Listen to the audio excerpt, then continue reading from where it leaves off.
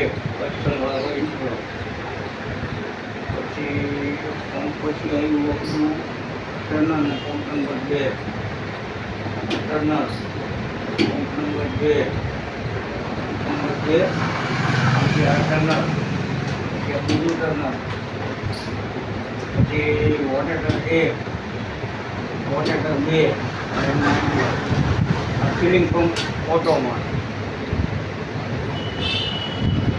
Feeling pump મેન્યુઅલમાં, main filling pump front પર.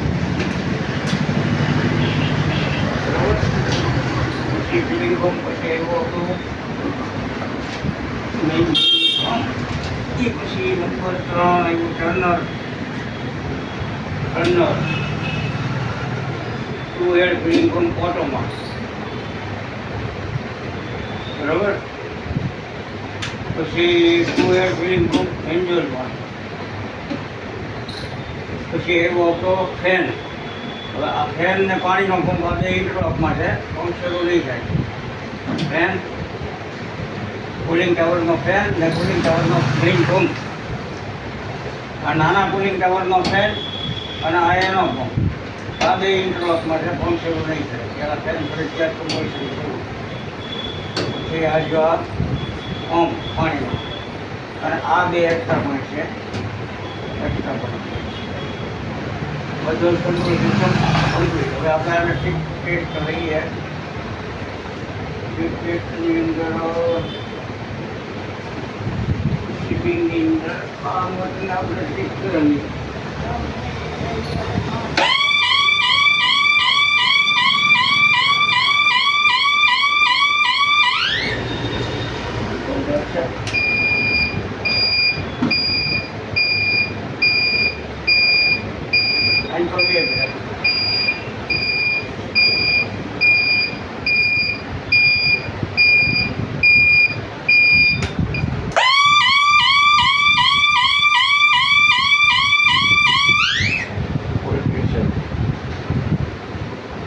બરોબર. હવે આપણે પાવર સપ્લાયમાં અંડર વોલ્ટેજ ઓવર વોલ્ટેજ કરીને જોવાનું છે.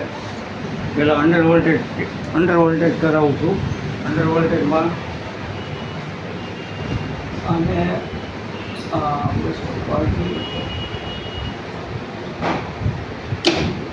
અંડર વોલ્ટેજમાં ટ્રીપ,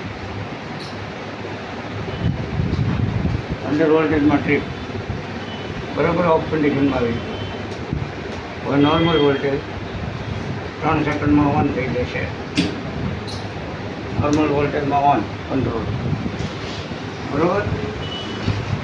હવે નોર્મલ સપ્લાયની અંદર ઓન થઈ ગયું. હવે આપણે છે ને HVનું સેટિંગ પર સેટિંગ કરાવીએ. HVનું અંડર વોલ્ટેજ, આ ઓવર વોલ્ટેજ, ઓવર વોલ્ટેજમાં ટ્રીપ, ઓવર વોલ્ટેજમાં ટ્રીપ.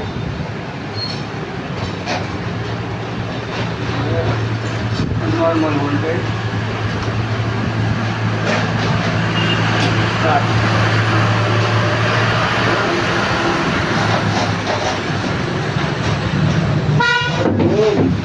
वालेकुम सलाम.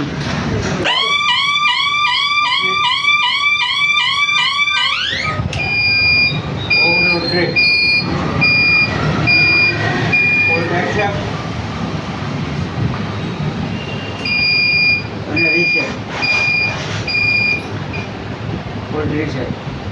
બરાબર. Control system done. હવે અહીંયા લઈએ. આ બધું આવતો બધું ઓન કરવું, ઓપરેટ કરવું છે.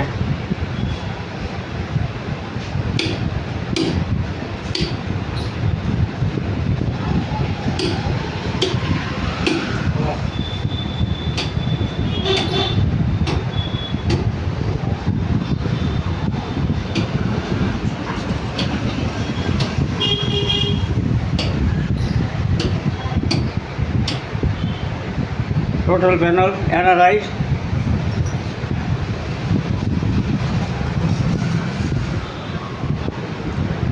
Total panel analyse.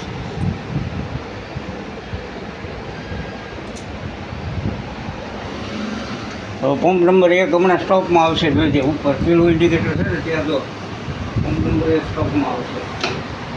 આવી ગયો. હવે સ્ટાર્ટ નહીં થાય જ્યાં સિવાય પાર્સલ સ્ટાર્ટ ન થાય. પાર્સલ સ્ટાર્ટ કમાન્ડ મળી ગયો સ્ટાર્ટ. ઓકે અંદર લઈ જવા.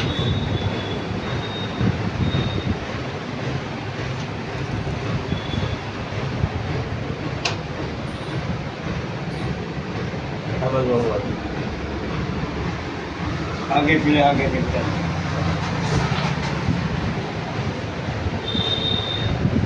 વીએફડી ત્યાં સાઇટ ઉપર જઈને ઇન્સ્ટોલ કરવાની છે. એટલે વીએફડી આમાં ફિક્સ કરેલ નથી.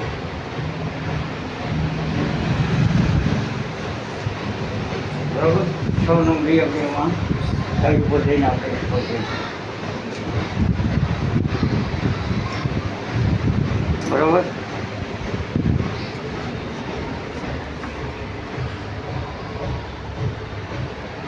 Okay.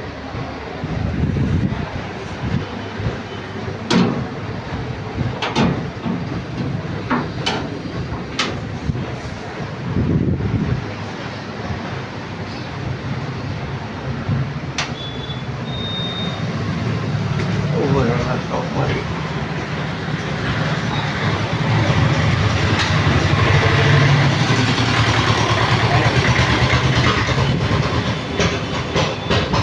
Mixer blender supply cut. Regulator supply cut.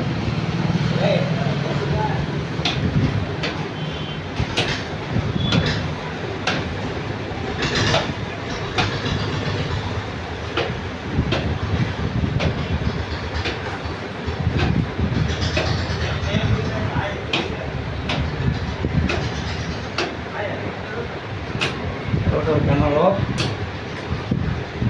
Emergency.